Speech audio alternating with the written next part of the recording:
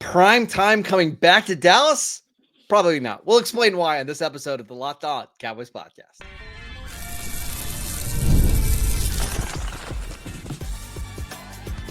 You are Locked On Cowboys, your daily Dallas Cowboys podcast. Part of the Locked On Podcast Network, your team every day. Welcome back to the Locked On Cowboys podcast, part of the Locked On Podcast Network, your team every day. We'd like to thank you for making us your first listen of the day. Today's episode is brought to you by Gametime. Download the Gametime app, create an account, and use promo code LOCKEDONNFL for $20 off your first purchase. Welcome back. I am your host, Marcus Mosher. You can follow me on Twitter at Marcus_Mosher. Joining me today, as always, is Landon McCool. You can follow him on Twitter at McCoolBCB. And Landon, a lot has happened over the last 24 hours, but kind of not really, but maybe sort of. Let's talk about Deion because apparently the Cowboys, well, let's say Jerry Jones has had discussions with Deion Sanders about potentially being the next head coach of the team. We actually got a statement from Deion late last night, and I'll read you the statement. To hear from Jerry Jones is truly delightful, and it's intriguing. I love Jerry and believe in Jerry. After you hang up and process it, I think about it. It's intriguing, but I love Boulder, and everything there is about our team, the coaches, our student body, and the community. What do we make of this nonsense? The first thing that comes to mind is my wife was a theater major in college, and it reminds me of, I think, Shakespeare. She's going to kill me if I'm wrong, but it's a lots of sound and fury signifying nothing is this whole situation, right? Like it's a completely media driven thing. This is not a real, like, I don't think a real situation where Deion is actually being considered here. I think that little quote from Deion kind of gives the game away. It's nice. It's so nice to hear from Jerry Jones. I love it when I get his phone calls. Like, he doesn't like text with Jerry regularly, or like it was some kind of official phone call or whatever. Yeah, come on. Like, this whole situation to me is a chance for the Cowboys. Again, I know no one has ever seen this before, but a chance for the Cowboys to insert themselves back into the front page. Listen, they were talking about this story at halftime of the playoff game that was on last night. I think mission accomplished, Jerry. Yeah, mission accomplished. Get Up this morning on ESPN. They started with the Deion story ahead of a playoff game that ESPN just broadcasted, which was kind of hilarious at the same time. So listen, I don't want to hear that Jerry isn't a genius in some form or fashion. The dude just like usurped the entire playoff story so that we could talk about a head coaching pairing that is absolutely not going to happen. So kudos to Jerry for that at the very least. Okay, so I agree with you. I think this is a way for Jerry Jones to help Deion get the extension that he's been wanting to get at Colorado. I think that's ultimately what's going on here. However, let's assume for whatever reason that the interest is legit and that the Cowboys really want Deion to be the head coach and Deion is interested. How does that work in Dallas? Well, the first thing they're going to have to do is pay more money than Jerry Jones was willing to pay any individual coach in a buyout for Deion, because I think he's going to need an $8 million buyout if they want to do that. So however they want to deal with that, whether that's Jerry and Deion splitting it or Jerry having to eat all $8 million plus what he's going to have to pay him as the head coach, that's kind of roadblock one. And frankly, that's all the roadblocks you need. There's just no way they're going to get past that. But let's say they do. Let's say they figure that out. I think the next thing you would need to know is, who do you have in mind for your coordinators? What's the actual plan here? I mean, honestly, like, to me, I would like to know exactly why, if Deion was a legitimate candidate, which again I do not think he actually is. Why Deion? Like, what is it about Deion that makes you think? I was discussing it on WFA this morning. We cannot lose sight of the fact that the reason Mike McCarthy, who is a good coach, who is going to go get other interviews at other spots, the reason that we let Mike McCarthy go is because the perception that we cannot break through the ceiling that the Cowboys seem to have on the divisional round of the playoffs, right? And what about this next coaching hire, if it's Deion, is going to help break through that ceiling. Because I just don't see that as part of, this hire being anything close to kind of helping, solve that part of the equation. So I tend to think that this is, again, like it's a distraction. It's a way to kind of get Deion's name out there from his buddy who's trying to maybe raise his elevation, get a new contract from Colorado. There's just too many hoops to jump through. And then at the end of the day, after you're done jumping through all the hoops, what's the actual benefit that you're getting? What does Deion bring to the table as an NFL head coach that all the other candidates that you're considering don't bring? I do think there's some value in having the CEO type of head coach. Right now, we've seen a couple of those guys be successful in the NFL, whether that's Dan Campbell now.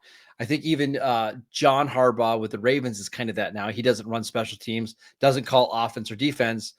But in both of those situations, you're really only as good as the coordinators that you have on your staff.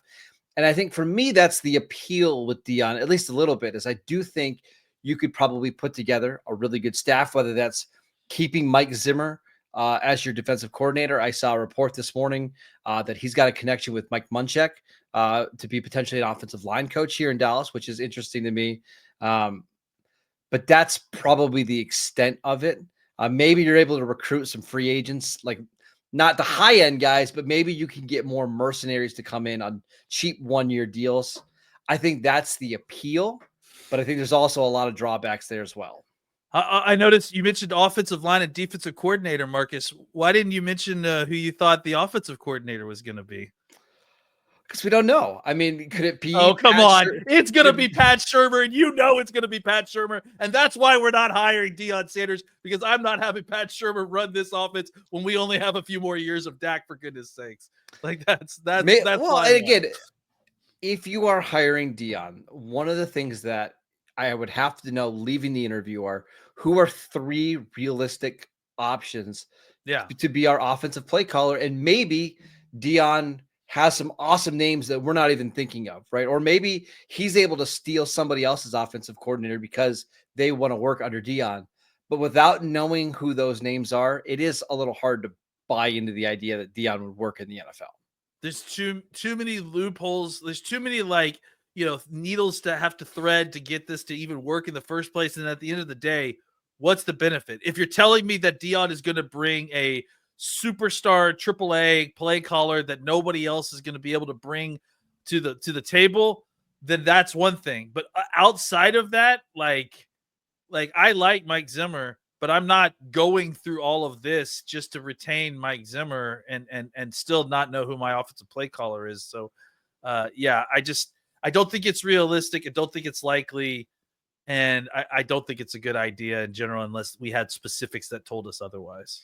Yeah, and we're probably not going to get those specifics until you would hire Deion. Like it probably wouldn't happen until weeks after you hire Deion. I'm not as opposed to it as you are, because if we're going to be bad, let's at least be crazy and fun and wild. I get that. There's another name on this list that we're going to get to in a second that makes me even more disgusted, which again, we'll get to. I just don't think it's likely. Again, I think this all results in Deion getting the contract extension that he wants in Boulder. And we've seen this happen in free agency every year. Teams love to use the Cowboys for leverage to end up getting the guy that they want. I think it's happening again. Yeah, the Cowboys like to use their own leverage to help their friends get jobs, which may be happening here. Yeah, I just think it's one of those things where it drops into the news, it sets the world on fire. But then if you dig even just a little bit, one level down on this situation, you realize this isn't a viable situation because of a number of things. One of the things that I said I really would like to see in this Cowboys coaching search is for it to be a comprehensive search where you're interviewing coaches from all different backgrounds at different levels of the game, offense, defense, special teams, and not just have it be family, friends, and connections. And unfortunately, all the names that we've heard so far are names that have been either coaching with the Cowboys in the past or played for the Cowboys. And that makes me a little discouraged. And again, we're at the very infant stages of this coaching search, but that does have me a little discouraged. Yeah. I mean, I guess it also depends on the overall, like, who are you weeding out with that? That's really maybe what the concerning part is that it's, I think it's not necessarily a terrible way to conduct business or conduct interviews, is especially with such an important job. But the problem is that by doing so, you're potentially really kind of filtering out a list of really, really talented coaches who may be the difference between taking you over the top and getting stuck where you are. All right, let's talk about the current favorite to be the next head coach of the Dallas Cowboys, and that's Kellen Moore. Let's discuss that option next. This episode is brought to you by Intuit TurboTax. Taxes was waiting and wondering and worrying if you were going to get any money back, and then waiting, wondering, and worrying some more. Now Taxes is matching with a TurboTax expert who can do your taxes as soon as today. An expert who gives your taxes their undivided attention as they work on your return, while you get real-time updates on their progress so that you can focus on your day. An expert who will find every deduction possible and file every form, every investment, everything with 100% accuracy. Also, you can get the most money back guaranteed. No waiting, no wondering, no worries. Now this is Taxes. Get an expert now on TurboTax.com. Only available with TurboTax Live full service. Real-time updates only in the iOS mobile app. See guarantee details at TurboTax.com/guarantees. Welcome back to the Locked On Cowboys podcast. We are breaking down some of the early news in the Dallas Cowboys coaching search now that we got the primetime nonsense out of the way. Let's talk about Kellen Moore, who has been widely mentioned as the favorite for this job. First of all, do you believe that he's actually the favorite, and why would that make sense? Yeah, I mean, I think favorite's tough to know, right? Like, I have to think that he certainly has been a name that they have had in their back pocket for a long time throughout this process, right? There's a lot of information flying around about all the different relationships that were going on between, Mike and Dak and Kellen and Dak and Jerry Jones's and Kellen and obviously the McCarthy and Jones's has been discussed a lot because of the coaching stuff. I wonder if the Kellen Dak relationship is still strong enough to have Dak push hard for this situation if it comes up. I doubt that the Kellen Jones's relationship is destroyed to the point where they can't bridge this back if they wanted to. I think the reason Kellen's name is being kind of thrown out here is because it seems to be a very good compromise to the things that the Joneses want in their head coaches and the kind of perceived needs of what the Cowboys need to kind of shake things up, right? Like I think the concern with the fan base, and I think with most of us, is that the Cowboys are going to go out and get another retread head coach, who probably would have similar issues that we had with Mike McCarthy, where even when things go right, maybe it feels a little bit stale, maybe it feels a little bit outdated, maybe it feels like it's not quite an advantage enough to kind of push you over the top, right? Because that's the thing. The Cowboys don't have Patrick Mahomes. I love Dak Prescott. Dak is not Patrick Mahomes. He is not the kind of elite Lamar Jackson type quarterback. I think he can absolutely 100% win a Super Bowl, but he's going to need the right situation around him, and that means playmakers and a good play caller. So I think the situation in which we've seen Dak perform the best, when the offense looked its most potent, is when he was healthy, the Cowboys had weapons, and Kellen Moore was calling the offense for Dak Prescott. I think that's something that is recreatable. I think if you brought Kellen Moore back in, it wouldn't take very long to kind of get the offense back to, hopefully to that skill set, especially now that you've got, an offensive line with a little bit more experience. Maybe you get a playmaker or two in here, and suddenly maybe you have an offense that is kind of right back in the mix at the top. And suddenly you have a team that's capable of winning 12 wins. I think that's the story you tell yourself with Kellen Moore, is that, look, at least the play calling aspect of this is resolved a little bit. You feel confident that Kellen and Dak can combine to create a more than competent, maybe even a better or step or two better offense than what you currently have, that they could probably do it in short order because of the familiarity with each other. And then, for the Joneses, obviously a familiarity there. And for Jerry specifically, I think it's easy for him, and this don't discount this as important. I think it's specifically easy for Jerry to go, hey, I found this guy. This is a guy that I developed, right?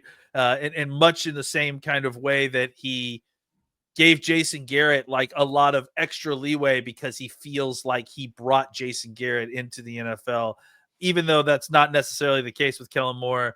I think that Jerry would feel that sort of ownership over any sort of success that Kellen would have. And that would be a driving force of having him kind of, be willing to experiment with Kellen Moore as the head coach. So I'm not opposed to Kellen Moore. I will say he's not my favorite option, but I think a lot of it depends on the rest of the staff that you put together. Like, I think ideally I want him with a older defensive coordinator that maybe has some former head coaching experience. That can kind of be like maybe what you have with Jason Garrett and Wade Phillips early in the 2000s, right? I don't know if we would get that. But here's the other part that I'm struggling to. I wonder how the relationship would work with Kellen Moore being the head coach and Dak Prescott being the quarterback, considering they played together and there's really not a big age gap there. And I know there's some other coaches and, like Sean McVay and Matt Stafford are similar, but Sean McVay was already established as a head coach before he got Matt Stafford, right? Matt Stafford needed McVay maybe more than the other way around. I know how important it is to make your quarterback comfortable, and that's one of the big things that you're looking for with a head coach. I also think it might be time to make Dak a little uncomfortable. Everything has been tailored so much to Dak over the last 5 years. Maybe they need to have somebody in here that can say, hey, Dak, this is what we can't be doing anymore. And hey, the offense isn't going to be built around you have the best stats. We're going to play more under center so we can run the ball better. Yeah, that might affect your passing numbers a little bit, but this is what we need to do to win in the postseason. I'm just a little bit worried that they might be a little too buddy-buddy. Fair. That's absolutely fair. I would actually counter that maybe that's the reason why Kellen has the ability to press Dak into doing something he's uncomfortable doing, right? Like, I think I completely agree. I think it's time for Dak to listen to instructions from his coach here, as opposed to being the sole decider on how this offense goes on things, right? Because it's not working. Like, they put up big numbers, but it's not ultimately leading to playoff wins. And too often, the offense is just not very good in the first half of these games, whether it was Green Bay last year, the 49er game in 2022, where they only scored 12 points. Something needs to change. And to your point here, I do think that Dak is more responsible for a lot of the aspects of the offense that the general fandom doesn't like than they're willing to. I agree. Admit, right? Like, I think that the kind of static siloed routes, like the stop route stuff, the lack of motion, I think those are Dak things. I don't know that those are necessarily. Unfortunately, those might be Kellen things as well, because Kellen's doing a lot of the same things in Philly right now.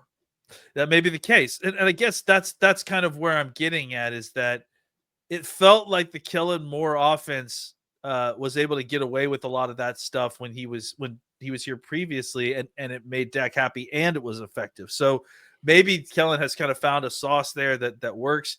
I also think that, Kellen's been with two very different types of quarterbacks since he's been with Dak. Two very different quarterbacks from Dak and two very different quarterbacks from each other, right? In Herbert and Hurts. And I think that's probably taught him a lot about different ways to kind of operate with your quarterback. I'm interested to see how that blends in. To your larger point, I agree. I think it is time to get a play caller who tells Dak what we're going to do, as opposed to only getting Dak's opinion about what he thinks we should do. But I also wonder who that you're going to pull in from outside the building that is necessarily going to have that kind of gravitas anyways, like a John Gruden maybe. I mean, that's one, but that's not we've talked about this before. I think Gruden does have that ability to be like, hey, I've been coaching quarterbacks for longer than you've been alive. Like, I know what I'm talking about here. But Gruden has his own set of issues. Todd Monken is one of the guys that I would consider. Yeah. He's also older. Todd Monken, I think, is going to be 60 this year. I want their offense to be really good, just to be clear. And I think making Dak feel comfortable in the offense is important. But I don't think it can be, hey, everything is tailored to Dak anymore. I think they've got to build the offense the way that's going to be the best for postseason success. Yeah, I don't think that that's wrong. I guess my hope there would be that Kellen would be close enough to Dak that he could talk to him about that. They could have a conversation as opposed to just being so buddy that, they're only going to do what Dak wants to do. I just think it's hard when there's like a 4-year age gap and they played fair. together, but who knows? Maybe it could work. Again, I'm not opposed to Kellen Moore. I just do think could be some issues that arise. Let's talk about the name that I can't understand why is being mentioned as a potential head coaching candidate, and that is Jason Witten, who we will get to next. This episode is brought to you by Gametime. I love going to live events, whether it's sports, music, theater, comedy. I'm actually thinking about going to the football game this week up in Buffalo to see those two quarterbacks play. Can't wait. The energy and excitement in Buffalo is always unforgettable. It's amazing. Now Gametime has made it even easier to get tickets for your favorite events with their new feature, Gametime Picks. This feature filters out the fluff to show you only the incredible deals on great seats so you don't have to waste your time searching through thousands of tickets. There's so many features on the app that I love. One of my favorites is that you can get a panoramic view of your seats in the app before you buy. Plus, you can toggle the all-in pricing to know exactly what you're going to be paying before you get to checkout. You can take the guesswork out of buying tickets with Gametime. Download the Gametime app, create an account, and use promo code LOCKEDONNFL for $20 off your first purchase. Terms apply. Again, create an account, redeem promo code LOCKEDONNFL for $20 off. Download Gametime today. What time is it? Gametime. Welcome back to the Locked On Cowboys podcast. We'd like to thank you for making us your first listen every single day. For your second listen, go check out the new Locked On NFL show. 2 shows every single day. 1 in the morning with Tyler Rowland, 1 in the afternoon with Tony Wiggins, available wherever you get your podcasts. All right, Landon, one of the names that has been mentioned pretty consistently for the Cowboys has been Jason Witten, their former All-Pro tight end. Adam Schefter has mentioned him. Tom Pelissero has mentioned him. Ian Rappaport has mentioned him. Jerry Jones mentioned him early in the year as a guy that he absolutely thinks can be a great coach in the NFL. But why now? Well, I mean, these are all the same people who mentioned Deion Sanders' name as well, right? But at least that one's a coach at a big school, Sure, but I think the answer as to why is the same, right? It's to help promote a friend, help get a friend a better job than they've got currently. I don't think that Jason Witten is an actual consideration. Maybe than a Jerry Jones pipe dream after a couple of Johnny Blues. I think at this point, it's like, I'd love to get Jason onto the coaching squad in some form or fashion. And that's probably as the passing when it was conversation. Yeah, and I do think that is something that we should look out for. Look. Do I think that Jason Witten is going to be the head coach of the Dallas Cowboys? Absolutely not. I just don't. I would be way more shocked if it was Jason Witten than Deion Sanders. And I would be shocked if it was Deion Sanders. Would I be shocked if Jason Witten was on the coaching staff next year? Absolutely not. I would be, honestly, after what we've just heard, I may even say that I would be surprised if Jason Witten was not on the coaching staff in some form or fashion, or at least part of the organization next year. Because if Jerry's already kind of opening the salvo there, then we'll see how it goes from here. But I think the fact that his name is being thrown out there means that Jerry is looking to try to give Jason his first chance in coaching the NFL. Usually your first chance, unless you're Josh McCown, apparently last year, usually your first chance doesn't include getting interviews for head coaching jobs, right? No. So I don't think he's a realistic option for the head coaching job. I mean, look, this is going to be, maybe this is a clip that someone is cutting out 6 months from now and playing over and over again and tweeting me about. It certainly is possible, but I don't know that it's realistic as it stands right now. I think it's more likely a situation where a friend is offering another friend an elevation, trying to get his name in the mix for something else, and try to kind of stir the pot a little bit, as opposed to actually throwing out real names for the Dallas head coaching job. Yeah, if they hire Jason Witten, you're going to be able to catch me on the Locked On Bills podcast with Joe Green every single day. I know there are a lot of people on social media that actually do want Jason Witten, and there's been some prominent media members that would prefer Witten to be the guy. I'll just briefly sum up why I don't think he's ready for that job. First of all, he's only been coaching high school football for 2 years, I believe. It might even won a state title though. Great, but at least that's the path to getting to the NFL. Yep. Like, go coach in the high school, go be an offensive assistant in college, and then work your way up.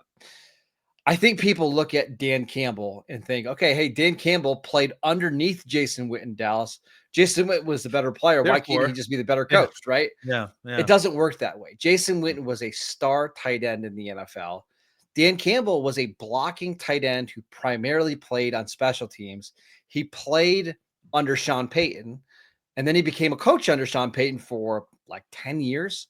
And he worked as a special teams coach, a tight end coach, and then he continued to rise up the roster. He's been doing this for a long time now. And when you're a special teams coach, when you're a special teams player that has to grind to get on the field, you learn how to communicate and work with a bunch of different players on your team. I just don't think Jason Witten is there yet. Yeah, I mean, it's pretty rare that it's pretty rare that the superstar players become good coaches, right? Like, think about Michael Jordan, right? It's like, it's the classic situation where Michael's trying to teach a guy, well, why don't you just, go between your legs 3 times, step back and shoot the 3 and swish it. It's like, how does he tell another human being how to be Michael Jordan? You can't, right? But when you're a grinded out guy, when you're a hard worker, when you're a guy who's made it 11 years in the NFL, not because you're physically stronger or faster than anybody else, but because you understand how to play the game better than anybody else, then that's great. That's great mixins for a coach. Like that's a great starter pack for getting into coaching, right? I think that Jason Witten has the stuff to be a good head coach. I really do.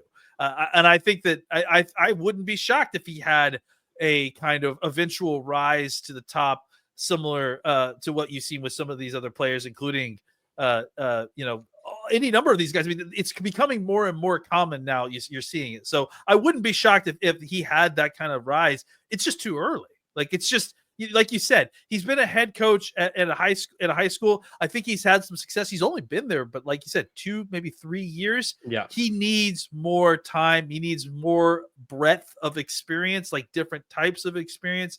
I think a jump to the NFL makes sense now, but on a starter coach level, a quality control level, a assistant tight ends coach level, or put him in a spot that he's not comfortable with. Like, put him as an assistant special teams coach. Have him learn special teams. I think that's the kind of, if you think about, I was listening to Bill Belichick yesterday, and he was talking about how he cross-trains all his coaches. He used to cross-train all his coaches. That's why you have McDaniels coming from a defensive side of the ball to beat the offensive coordinator. You have Patricia learning offensive and defensive side of the ball. I think that would be a great path for Witten to take as well. Clearly, he understands offensive football on some level. Let's go learn about the other aspects of football in the NFL, and that kind of will help your experience. But I think right now he trying to teach and lead 15 to 18-year-old boys is completely different than trying to lead 25 to 35-year-old men. And I think it's just too much of a jump, too much of a scheme jump. The job qualifications are completely different. It's just not a jump that's done. He's also been out of the NFL for a long time now. If they hired Jason Witten, it's only because of nostalgia, right? Because they remember how great of a player he was. Let's not forget, there were some problems when even Jason Witten was in his prime with connecting to certain players on the roster. And I think that kind of stuff can be learned, but you've got to be in the environment for a while. And I just think going from high school coach to head coach of the Dallas Cowboys is way too big of a leap. Maybe he'll get there someday, but it can't be now.